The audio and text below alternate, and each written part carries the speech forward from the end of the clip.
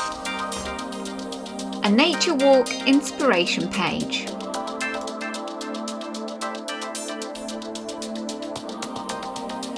Here's some resources you might need.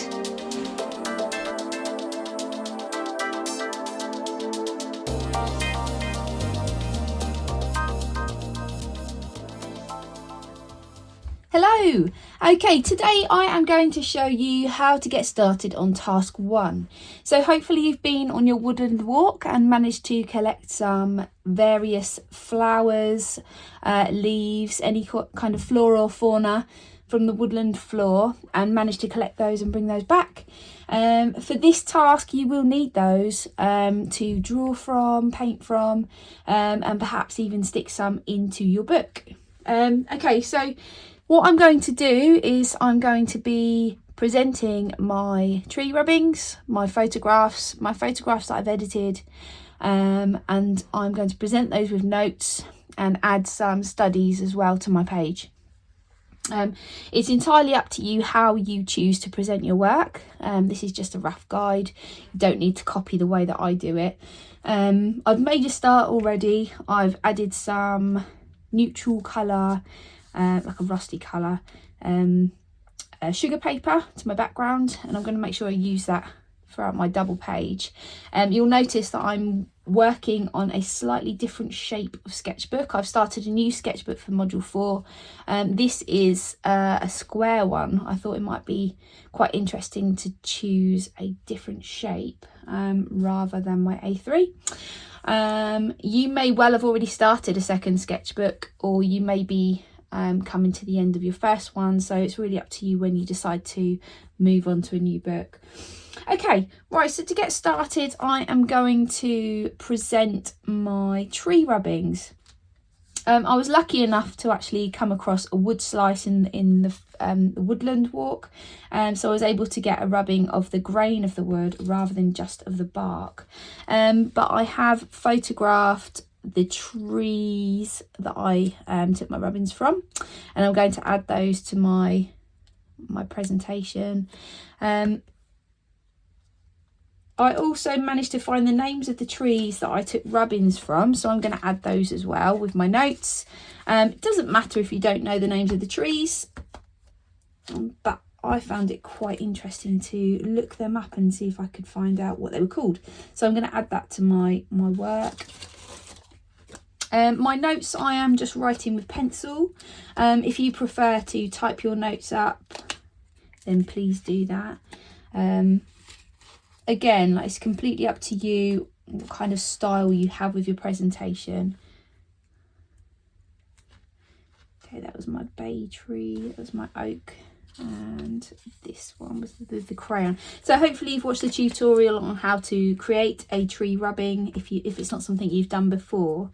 And I definitely found a chunky pencil a lot clearer. The print was a lot clearer compared to the crayon.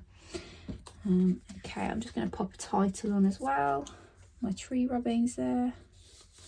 And then that was an aspen tree.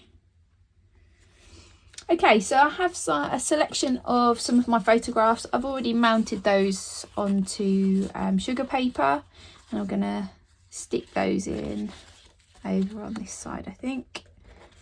So the idea of collecting all of the different materials from the woodland walk was just to give you as much inspiration as possible. The more objects or items you could bring home with you, the better. Give you lots of ideas on what to draw, lots of ideas on textures, on shapes. And also it's just nice to get a bit of fresh air and have a nice walk, isn't it? Okay, so they are going there.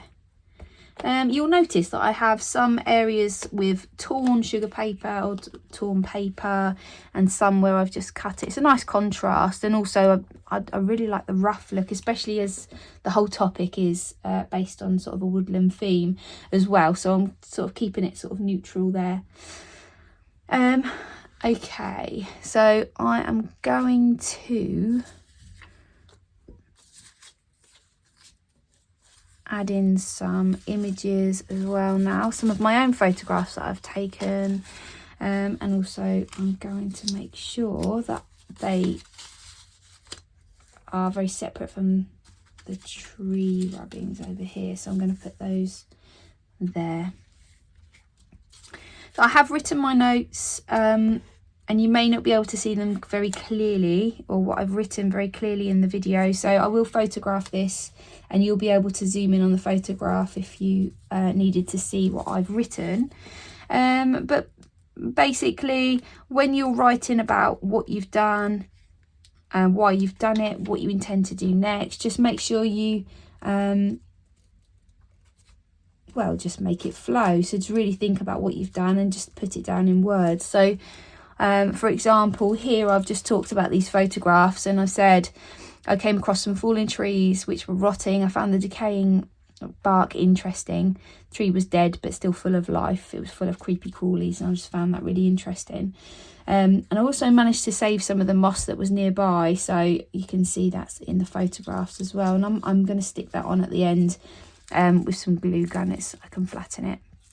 Another idea might be to be able to preserve the flowers if you've collected any flowers, to press them. So I remember as a child I would press them in a heavy book, but I know that you can buy flower presses, fairly inexpensive as well. So that's one idea.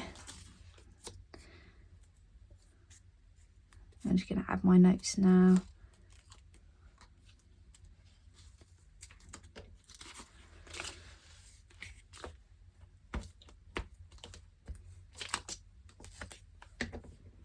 Obviously, a lot of the objects that you would have collected are going to be too bulky for your sketchbook, so don't worry about including everything.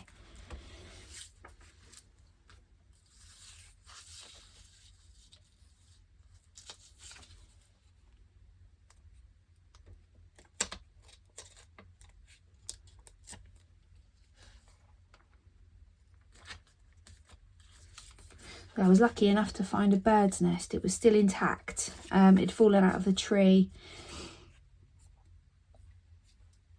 So I was able to bring that home. It's just another thing to get inspiration from, so I'm just going to pop that there. And then nearby there was a feather as well, so I brought that home. I intend on sticking that in, but I might have a go at copying some of those patterns as well.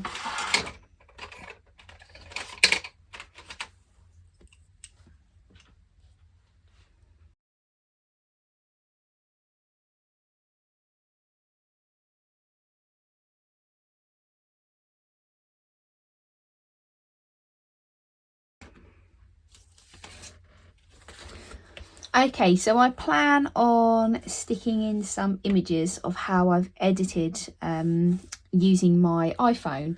But before I do that, I'm going to use this space on my page and use some of my images to actually work from. Yeah. And I think this time I'm going to use some watercolours.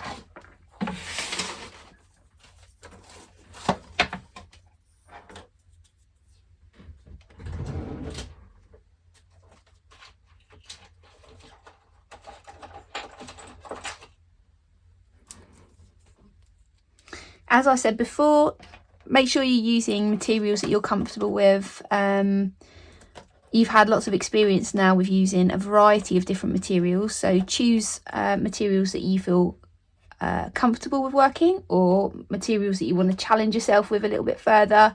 I've chosen colouring pencils because we've not used those too much up to now, so I'm using those, and then watercolours because I really like the effect that they give, and they dry nice and flat as to go in the background.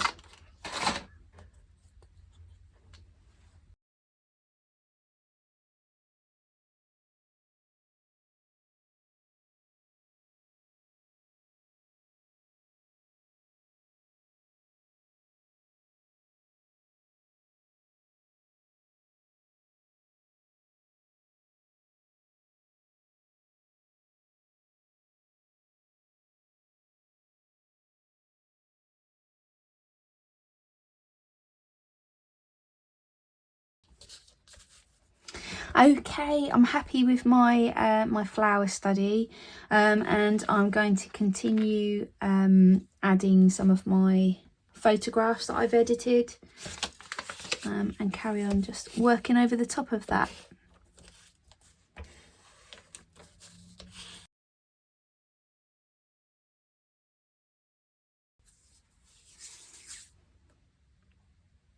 Okay, I might add some more notes to this page, and I also might allow areas to dry and then come back and work over the top. But for now, I'm happy to add some last finishing touches. I'm just going to use a hot glue gun just to attach my feather. This will just ensure that it stays in place and it doesn't come off. So I'm just going to pop my feather there. And then I'm also going to add just a little bit of moss. Again, just a really tiny amount of glue. There we go. Okay, and then I'm going to also add a little bit of bark that I was able to bring home. And hopefully that stays in one piece. It's a little bit flaky, but I just wanted to add that to my page as well.